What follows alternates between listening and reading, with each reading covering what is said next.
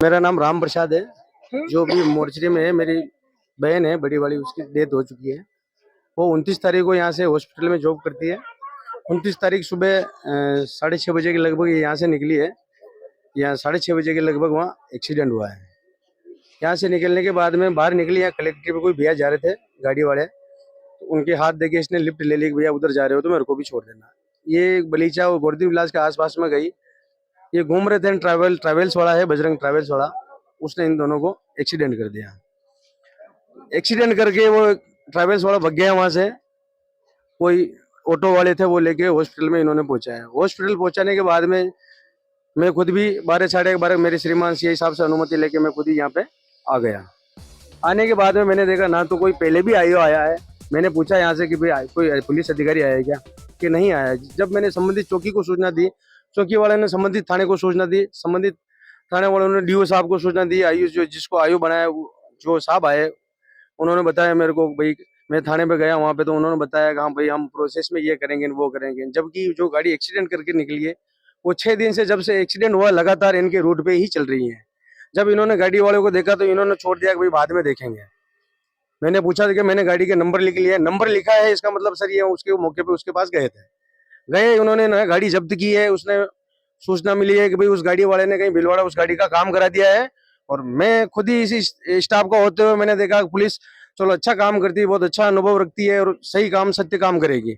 लेकिन इन्होंने 6 दिन तक, मेरी सिस्टर जब हॉस्पिटल में एडमिट थी, वेंटिलेटर पे थी, तो ना आईओ आया, ना संबंधित थाने से कोई अधिकारी आया, ना उसके बयान लिए, ना उसके हाल चाल पूछे। जिस जिस ट्रैवल्स वाले ने एक्सीडेंट किया, ना उसका कोई अता है ना पता है, खाली नाम है और इसके पास नंबर है। ना इन्होंने कोई कार्रवाई की, ना ये कोई कार्रवाई करने के इच्छुक है। कल मेरी मेरी जैसे ही मेरी सिस्टर की रात को डेथ हुई, जो मैंने इनको 11:30 बजे 11 बजे के लगभग मैंने आईओ साहब को फोन कर दिया कि भाई सर मेरी सिस्टर की डेथ हो गई है। इन्होंने कहा कि सुबह मैं आ जाऊंगा।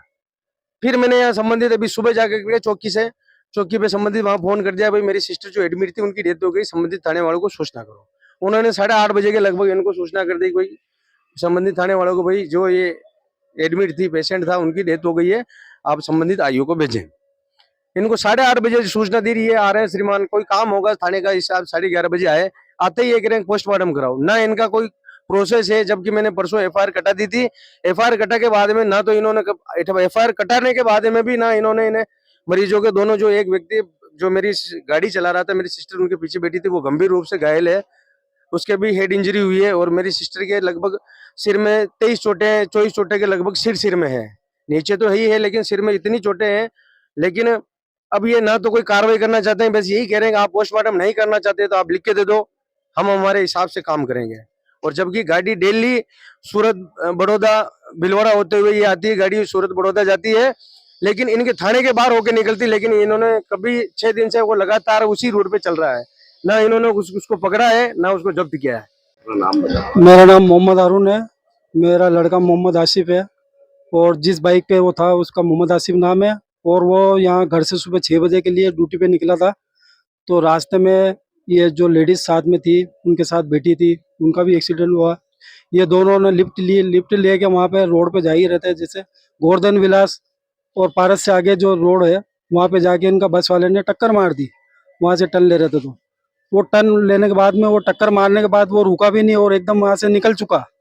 किसी ने देखा नहीं, रोक के। वहां से एक राहगीर जो ऑटो वाला जा रहा था, उस ऑटो वाले ने वहां रोक के और उनकी सहायता से, किसी और आसपास के सहायता से हॉस्पिटल पहुंचाया। हॉस्पिटल पहुंचाने के बाद में मेरे पास फोन आया कि भाई साहब ये नंबर किसका है, आप जल्दी से जल्दी हॉस्पिटल आए। हॉस्पिटल में आपका ये जो भी व्यक्ति है इसको एडमिट किया, इसका एक्सीडेंट हो चुका है, आप जल्दी से। मैं तुरंत फोन आते ही हॉस्पिटल भागा। हॉस्पिटल में आने के बाद में देखा तो इनकी स्थिति बहुत गंभीर थी और दोनों की स्थिति गंभीर थी, लेडीज की भी गंभीर थी और मेरे बच्चे की भी गंभीर थी। उसके सर में चोट आई है, मेन माथे पे चोट आई है और जो लेडीज है उसकी भी मेन एवरेज हो गई है। इसके लिए अब लेडीज की तो डेथ हो चुकी है और मेरा बेटा जो वो भी गंभीर हालत में है, अभी स्थिति में है, अभी हॉस्पिटल में एडमिट है। और हम ये चाहते हैं कि बस वाला अभी आए और हमें उसको गिरफ्तार किया जाए और हमें इंसाफ मिले। हम कोई नाइंसाफी वाली बात नहीं करें, हमें जो लीगल इंसाफ है वो इंसाफ हमको चाहिए। हमको दोनों पार्टी की तरफ से हमने एफआईआर दर्ज करवा दी थी। उस एफआईआर दर्ज करने के बाद भी कोई कार्रवाई अभी तक नहीं हुई। अभी तक वो आके किसी ने भी देखा नहीं है कि भाई यहाँ किस बात की क्या हुआ क्या नहीं हुआ। बस वाले की तरफ से, मालिक की तरफ से कोई भी नहीं आया। तो जल्दी से जल्दी उचित कार्रवाई जल्दी से जल्दी की जाए और हमें इंसाफ मिले, हमें दोनों पार्टी को इंसाफ मिले।